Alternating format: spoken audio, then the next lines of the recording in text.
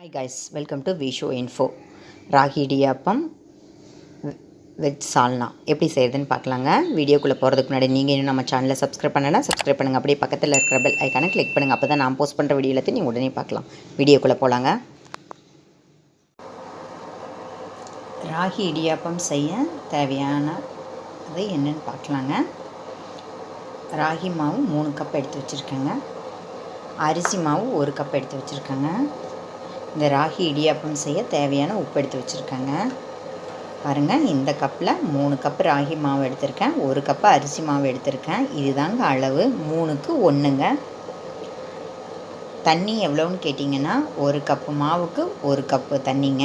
இப்போ 3 கப்பு நான் ராகி மாவு எடுத்திருக்கேன், 1 கப்பு அரிசி மாவு எடுத்திருக்கேன். அப்போ 3 1 4 கப்பு தண்ணியை நல்லா கொதிக்க வச்சு எடுத்து வச்சுக்கணுங்க. அப்புறம் அந்த தண்ணியை ஊற்றி தாங்க நம்ம செய்யணும். நல்லா கொதிக்கிற தண்ணியை ஊற்றி தாங்க நம்ம இடியாப்பம் செய்யணும். அப்போ தான் ராகி இடியாப்பம் சூப்பராக செமையாக வருங்க. அதுக்கு முதல்ல ராகியை வறுத்துக்கணுங்க. இப்போ எப்படி வறுக்கிறதுன்னு பார்க்கலாங்க. அதே டயத்தில் தண்ணியும் நல்லா சூடு பண்ணி வச்சு அதுக்கப்புறம் தாங்க சேர்க்கணும். ராகி மாவு அரிசி மாவு ரெண்டையும் ஒன்றா வறுத்துக்கலாங்க. பாருங்கள், ஒரு பேனை ஹீட் பண்ணியிருக்கேன். இப்போ இதில் நம்ம எடுத்து வச்ச 3 கப்பு ராகி மாவு சேர்த்துக்கலாங்க. நெய், எண்ணெய், வெண்ணெய் அந்த மாதிரிலாம் எதுவும் சேர்க்காதீங்க. வெறும் பேனில் ராகி மாவு சேர்த்துக்கோங்க. 1 கப்பு அரிசி மாவு சொன்னேன் பார்த்தீங்களா, 3 கப்பு ராகி மாவு 1 கப்பு அரிசி மாவு ரெண்டையும் நல்லா சூடு வர்ற மாதிரி நல்லா அருமையாக வறுத்துக்கணுங்க. அப்போ தான் நம்ம ராகி மாவில் செஞ்ச இடியாப்பம் சூப்பராக இருக்கிறதோட மட்டும் இல்லாமல் நம்மளோட ராகி இடியாப்பம் செம்மையாக வருங்க. அதோட டெக்ஸ்சர் அப்போ தான் கரெக்டாக வரும். இது இப்போ நல்லா வறுத்துக்கலாங்க. ஒரு 5 மினிட்ஸ் வறுக்கிறது இல்லாமல் நல்லா சூடேறணும், நல்லா வாசனை வரணுங்க. பாருங்கள், ராகி இடியாப்பம் செய்ய ராகி மாவும் அரிசி மாவும் சூப்பராக வறுத்தாச்சுங்க. இப்போ இது கூட நாம் எடுத்து வச்சுருக்கிற உப்பை சேர்த்திக்கலாங்க. அதுக்கப்புறம் 2 டேபிள் ஸ்பூன் ஆயில் சேர்த்திக்கலாங்க. ஆயில் எதுக்குன்னு கேட்டிங்கன்னா நம்மளோட இடியாப்பத்தோட டெக்ஸ்சர் சூப்பராக ஒன்றோட ஒன்று ஒட்டாமல் அருமையாக வருங்க. அதுக்காக தாங்க, வேறு ஒன்றும் இல்லை. உங்களுக்கு விருப்பம் இல்லைன்னா இந்த ஆயில் வேணாலும் நீங்கள் விட்டுடலாம். ஆனால் ஆயில் ஊற்றி நம்ம செஞ்சோம்னா நம்மளோட இடியாப்பம் ராகி இடியாப்பம் செமையாக வருங்க. இப்போ இதை நல்லா மிக்ஸ் பண்ணிக்கலாங்க. பாருங்கள், எண்ணெய் உப்பு எல்லாம் சேர்த்து நல்லா மிக்ஸ் பண்ணியாச்சுங்க. தண்ணி கொதிக்க வச்சு எடுத்து வைக்க சொன்னேன் இல்லைங்களா, அதை இப்போ ஊற்றிக்கலாங்க. 4 கப்பையும் ஒன்றா ஊற்றிடாதீங்க, பாதி பாதியாக ஊற்றி. நான் 3 கப்பு கண்டிப்பாக பிடிக்குங்க. 4வது கப்பு ஒவ்வொரு ராகி மாவும் ஒவ்வொரு மாதிரி இருக்கும் இல்லைங்களா, அதனால் 3 கப்பு ஊற்றிட்டு இந்த மாதிரி நல்லா மிக்ஸ் பண்ணிவிட்டு பார்த்துட்டு ஊற்றிக்கோங்க. இப்போ நல்லா மிக்ஸ் பண்ணிக்கலாங்க. அப்புறம் நம்ம ரொம்ப தண்ணி ஊற்றிட்டோம்னா அப்புறம் மறுபடியும் மாவை வறுத்து சேர்க்க வேண்டிய நிலமை வரும். ஆனால் 4 கப்புங்கிறது நீங்கள் ரெடி பண்ணி வச்சுக்கோங்க, பக்கத்துலேயே வச்சுக்கோங்க. தேவைப்படும் போது ஊற்றிக்கலாம். கொஞ்சம் கொஞ்சமாக ஊற்றி கலரோம்னா மாவு இடியாப்பம் செய்ய கரெக்டான டெக்ஸ்சரில் வருங்க. இதை நல்லா மிக்ஸ் பண்ணிக்கலாங்க. பாருங்கள், நம்ம கொதிக்க வச்ச 4 கப்பு தண்ணியும் இப்போ நாம் எடுத்து வச்ச ராகி இடியாப்பத்திற்கு கரெக்டாக இருக்குங்க. கரண்டியோட ஃப்ரண்ட் சைடில் நீங்கள் இந்த மாதிரி மிக்ஸ் பண்ணுறதை விட பேக் சைடில் மிக்ஸ் பண்ணிங்கன்னா ஈஸியாக இருக்குங்க. இது கூட தெரியாதான்னு நினைக்காதீங்க, பிகினர்ஸ்க்காக இந்த டிப்பை சொல்கிறேங்க. சரிங்க, இப்போ இதை நல்லா மிக்ஸ் பண்ணியாச்சு. ஒரு 5 மினிட்ஸ் இதை அப்படியே மூடி வச்சிட்டோம்னா அந்த சூட்லேயே ஒரு 5 மினிட்ஸில் நல்லா நம்மளோட இடியாப்பம் மாவு ரெடி ஆகிடுங்க. அதுக்கப்புறம் நம்ம எப்படி பிழியறதுன்னு பார்க்கலாங்க. பாருங்கள், நம்மளோட ராகி இடியாப்பம் மாவு சூப்பராக ரெடி ஆகிடுச்சுங்க. இந்த டெக்ஸ்சரில் இருந்தால் தான் நம்ம ராகி இடியாப்பம் பிழிய ஈஸியாக இருக்குங்க. இப்போ நம்ம மோல்டில் போட்டு பிழியறதை பார்க்கலாங்க. பாருங்கள், இட்லி பிளேட்டில் எண்ணெய் பூசி வச்சுருக்காங்க. இதில் தான் இப்போ பிழிய போகிறோம். பாருங்கள், இந்த அச்சில் தான் பிழிய போகிறோம். இப்போ எப்படி பிழியறதுன்னு பார்க்கலாங்க.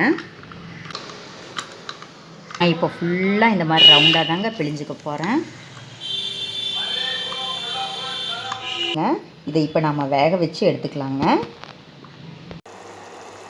பாருங்கள், இடியாப்பம் நம்ம வேக வைக்க ராகி இடியாப்பம் வேக வைக்க ஒரு பேனில் தண்ணி ஊற்றி நல்லா இந்த மாதிரி கொதிச்சதுக்கப்புறம் தாங்க வைக்கணும். கொதிக்காமல் நீங்கள் வச்சிங்கன்னா நம்மளோட இடியாப்பம் டெக்ஸ்சர் டேஸ்ட்டு நல்லாவே வராதுங்க. பாருங்கள், நல்லா கொதிச்சிட்ருக்கா. இப்போ நம்ம பிழிஞ்ச இடியாப்பத்தை இதில் வச்சுக்கலாங்க.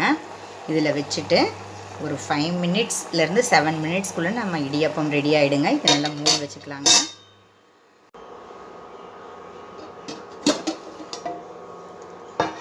பாருங்கள், சூப்பராக செமையாக நம்மளோட ராகி இடியாப்பம் ரெடி ஆகிடுச்சுங்க. இது ஒரு பிளேட்டுக்கு மாற்றினதுக்கப்புறம் பார்க்கலாங்க. பாருங்கள், சூப்பராக செமையாக நம்ம ராகி இடியாப்பம் வெந்துடுச்சுங்க. இப்போ இதை ஒரு வெஜிடபிள் சால்னாவோட சாப்பிட போகிறோம். பாருங்கள், வெஜிடபிள் சால்னா செய்ய போகிறோம். அதுக்கு என்னென்ன தேவைன்னு பார்த்துக்கலாங்க. ஆனால் வெஜிடபிள் சால்னான்னு சொல்லிவிட்டு வெஜிடபிள் இல்லாமல் தாங்க இப்போ செய்ய போகிறோம். யூஸ்வலாக சால்னா அப்படின்னு சொன்னால் வெஜிடபிள் சால்னான்னு சொன்னால் தான் நிறைய பேருக்கு தெரியும். அதனால் அந்த மாதிரி சொன்னாங்க. நம்ம வீட்டில் எந்த காய்கறி இல்லாத டயத்தில் இந்த மாதிரி சிம்பிளாக நம்ம செஞ்சுக்கலாங்க. தக்காளி ஒரு 2 தக்காளி கட் பண்ணி வச்சுருக்கேன். ஒரு இந்த சைஸ் வெங்காயம் ஒன்று கட் பண்ணி வச்சுருக்கேன். ஒரு டீஸ்பூன் உப்பு, 1/4 ஸ்பூன் சோம்பு, ஒரு ஏலக்காய், 3 கிராம்பு, 1 இன்ச்சு பட்டை எடுத்து வச்சுருக்கேன். 1 இன்ச்சு இஞ்சி, ஒரு 4 பூண்டு பல் எடுத்து வச்சுருக்கேன். 3 பச்சை மிளகாய், 2 டேபிள் ஸ்பூன் தேங்காய். வெங்காயத்தையும் தக்காளியும் மட்டும்தாங்க வதக்கணும். மிச்சம் எல்லாத்தையுமே நம்ம அரைச்சிக்க போகிறோங்க. அது கூட 3 டீஸ்பூன் பொட்டுக்கடலை எடுத்து வச்சுருக்கேங்க. இப்போ தக்காளி வெங்காயத்தை தவிர்த்து மிச்சம் எல்லாம் சேர்த்து நைஸாக அரைச்சி எடுத்துக்கலாங்க. அரைச்சதுக்கப்புறம் பார்க்கலாங்க.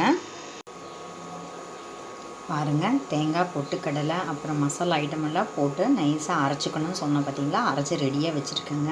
இப்போ சால்னா எப்படி பண்ணுறதுன்னு பார்க்கலாங்க.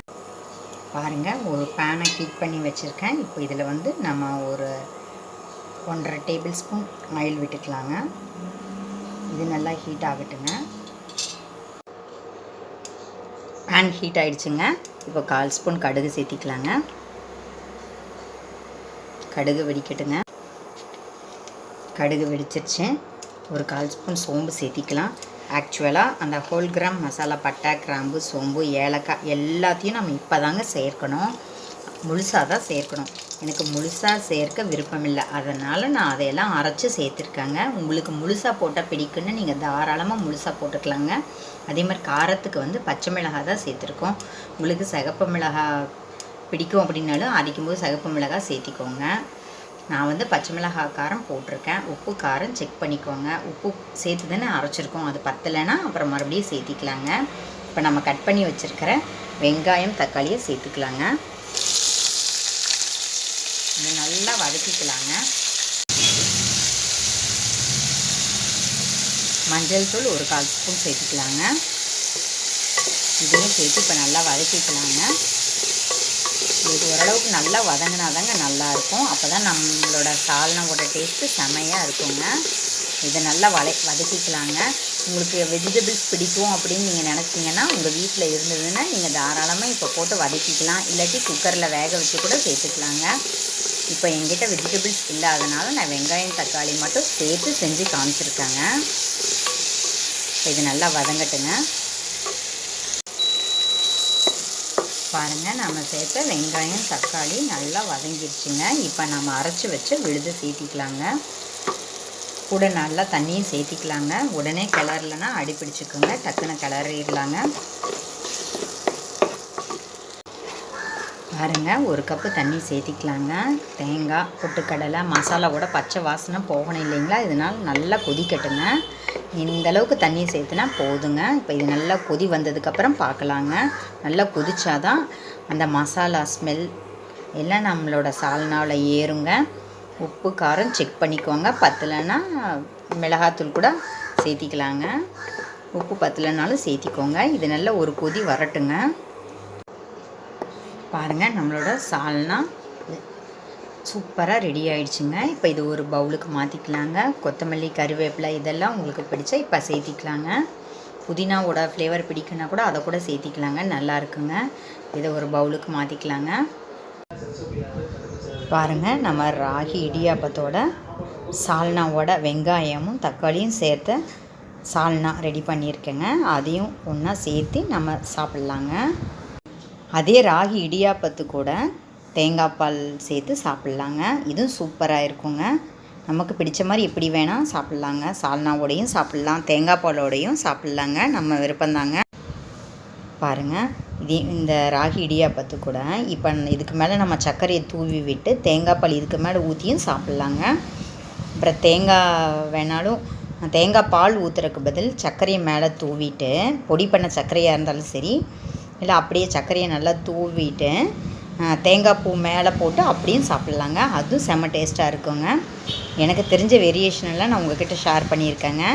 அது மட்டும் இல்லாமல் இந்த மாதிரி நீங்கள் ராகி இடியாப்பம் ரெடி பண்ணி வச்சுட்டு இப்படியெல்லாம் இப்போ நான் சொன்ன 3 வேரியேஷன் பிடிக்கல அப்படின்னா கூட நீங்கள் தாளித்து கூட சாப்பிட்லாங்க. பருப்பு சேர்த்து தாளிச்சோ, புளி ஊற்றி தாளிச்சோ கூட சாப்பிட்லாங்க. சூப்பராக இருக்குங்க.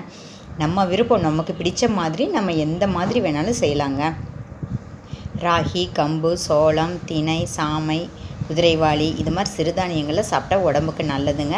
அதனால தாங்க நான் இந்த ரெசிப்பியை செஞ்சு காமிச்சிருக்கேங்க. இடியாப்பமாக தான் செய்யணுமா அப்படின்னு கேட்டால் அப்படியெல்லாம் இல்லைங்க. சிறுதானியத்தை யூஸ் பண்ணுங்கள். அதில் இதுவும் ஒரு மெத்தட் அப்படிங்கிறதுக்காக நான் உங்கள்கிட்ட ஷேர் பண்ணுறேங்க. இப்போ நாம் இந்த சால்னா செய்யும்போது பச்சை மிளகாய் சேர்த்துருக்கோம். அதுக்கு பதில் நீங்கள் சிகப்பு மிளகாய் கூட சேர்த்துக்கலாம். அப்புறம் அந்த மசாலாவெல்லாம் நீங்கள் முழுசாக வேணாலும் போட்டுக்கலாம். அரைக்கணும்னு அவசியம் இல்லை.